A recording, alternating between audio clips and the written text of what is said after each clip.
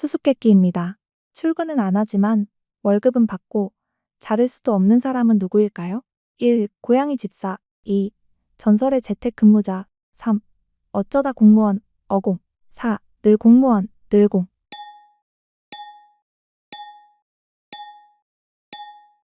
정답은 3번 어쩌다 공무원. 어공입니다. 공무원은 채용 방법에 따라 두 가지로 나뉩니다. 어공, 어쩌다 공무원, 선거 캠프, 정당 활동 후 별정직 임용. 늘공, 늘 공무원, 시험 통과 후 정식 채용, 일반직 공무원. 어공은 임용 방식에 따라 정무직, 별정직으로 나뉩니다. 정무직, 정책을 결정하는 사람, 예, 장관, 수석. 별정직, 정책을 보좌하는 사람, 예, 행정관, 보좌진. 정무직은 앞에 서고 별정직은 뒤에서 돕는다. 이렇게 기억하시면 됩니다.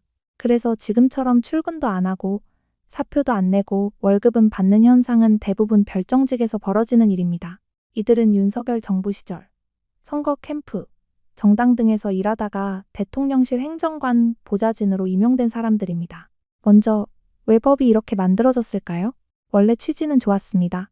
정권이 바뀔 때마다 공무원을 정치적으로 해고하는 걸 막자. 실력 있는 공무원이 정치 때문에 잘려서는 안 된다. 공무원의 정치적 중립을 지키려는 선한 의도였죠. 하지만 지금은 이 보호막이 악용되고 있는 상황입니다. 국가공무원법 제70조 공무원의 징계 사유. 공무원이 다음 중 하나에 해당할 경우에만 징계할 수 있습니다. 예, 직무태만, 직권남용, 품위손상, 형사처벌 등. 단순히 출근을 안 한다는 사실만으로는 위 조항에 직접 해당되지 않으며 특히 하루 출근하면 무단결근 누적이 끊기기 때문에 면직 사유 성립이 어려움. 2017년 문재인 정부 시절 박근혜 정부에서 임명된 별정직 행정관을 전보 조치했는데 결과는 윤석열 정부에서 직권남용 혐의로 수사받았습니다. 기소는 안 됐지만 정치적 논란이 있었죠. 그래서 매번 이런 딜레마가 반복되는 거죠. 빨리 자르자니 부당해고, 정치 보복 논란, 그냥 두자니 국정공백, 실무자 과로사 위기, 법적 절차 밟자니 몇 달씩 걸리는 동안 세금만 축냄. 출근 안 하는 어공들? 예전 정부에서도 있었습니다. 문재인 정부 때도, 윤석열 정부 때도요. 일각에서는 윤석열 정부, 어공 80명이 출근도 안 하고 월급만 받는다는 말에 이렇게 반박합니다. 윤석열 정부 시작할 때도 문재인 정부 때 임명된 어공이 150에서 180명 남아 있었고요. 문정부 어공들에게 약 50일 급여를 주는 동안 윤석열 정부 어공은 무급으로 50일씩 일한 분도 계셨거든요. 그럴싸하죠? 그런데 사실은 이렇습니다. 문정부 어공이 150에서 180명 있었다? 인사기록에 기반한 공식 통계 없습니다. 그냥 추정치예요. 실제로는 10명에서 30명 정도만 인수인계를 위해 며칠간 잔류했을 거라는 의견이 더 많습니다. 대통령실의 법적 기준에 따른 정원은 총 443명입니다. 일반적으로 15%에서 30% 정도 어공이 근무하는데 150에서 180명이 근무했다는 건 상식적으로 납득이 되지 않습니다. 문재인 정부 어공들에게 약 50일 급여를 주는 동안 윤석열 정부 어공은 무급으로 업무에 임했다. 공무원은 무급으로 근무할 수 없습니다. 국가공무원법에 따르면 근무하면 반드시 보수를 받아야 하며 무급 근무는 불법입니다. 국가공무원법 제2조 공무원의 구분 및 신분. 공무원은 법령에 따라 보수를 지급받는 것을 전제로 국가나 공공기관의 직무를 수행하는 자로 구분됩니다. 즉, 공무원은 원칙적으로 보수를 받고 일하는 자로 정의되어 있습니다. 국가공무원법 제45조 보수. 공무원은 그 직무의 종류, 난이도, 책임의 정도 등에 따라 정해진 보수를 지급받는다. 보수의 종류와 기준, 지급 방법은 대통령령으로 정한다. 여기서 지급받는다는 의무 규정입니다. 무급으로 일하는 것은 불법이며 허용되지 않습니다. 더 심각한 문제는 무급 근무라는 주장 자체입니다.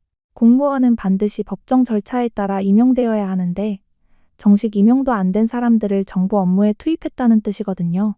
이는 국가공무원법 위반이자 심각한 보안 위험입니다. 일각에서 주장하는 문재인 정부 어공이 실제로 몇 명이나 남아 있었는지 구체적인 기록이나 증거는 어디에도 없습니다. 사실 이 모든 논란은 아주 간단하게 해결됩니다. 대통령실 급여 지급 대장, 인사 발령 기록 등 공개할 수 있는 자료들만 보여주면 되거든요. 5분이면 나올 일을 왜 이렇게 복잡하게 만드는 걸까요? 그러니 그 주장이 거짓말이라는 의문이 당연한 것 아닐까요? 대통령실 정보를 공개하면 간단합니다. 이재명 정부의 현재 상황은 이렇습니다. 인수인계 자체가 없었다. 정권은 바뀌었지만 대통령실 기록물도, 조직도도, 심지어 자리에 누가 앉아 있는지도 모르는 상태로 출발. 이재명 정부는 로그인조차 안 된 상태에서 국정을 시작한 셈입니다. 국정 공백, 실무자 과로. 일부 수석실은 실무자가 한 2명뿐.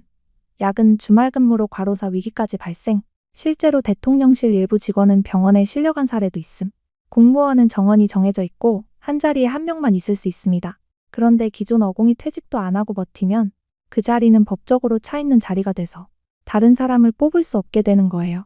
예전엔 어공이 아직 안 나갔네 정도였다면 지금은 출근 안 하는 사람이 업무를 방해하는 구조입니다. 현재 진행 중인 대응 방식 1. 출근 명령 공문 발송. 출근하지 않으면 결근 증거 확보. 2.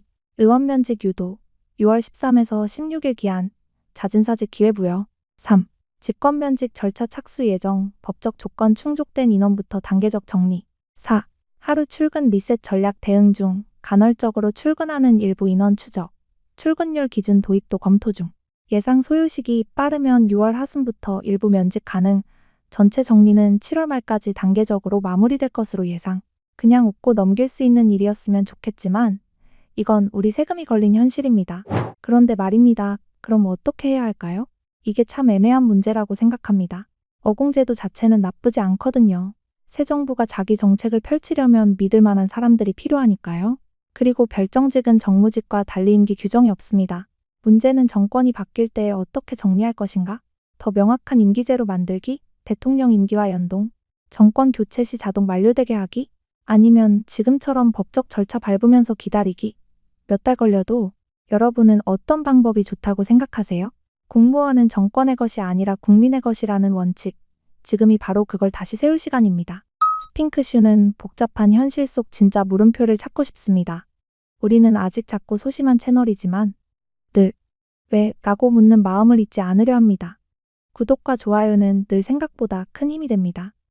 세상을 푸는 수수께끼 스핑크슈였습니다. 다음 영상에서 만나요.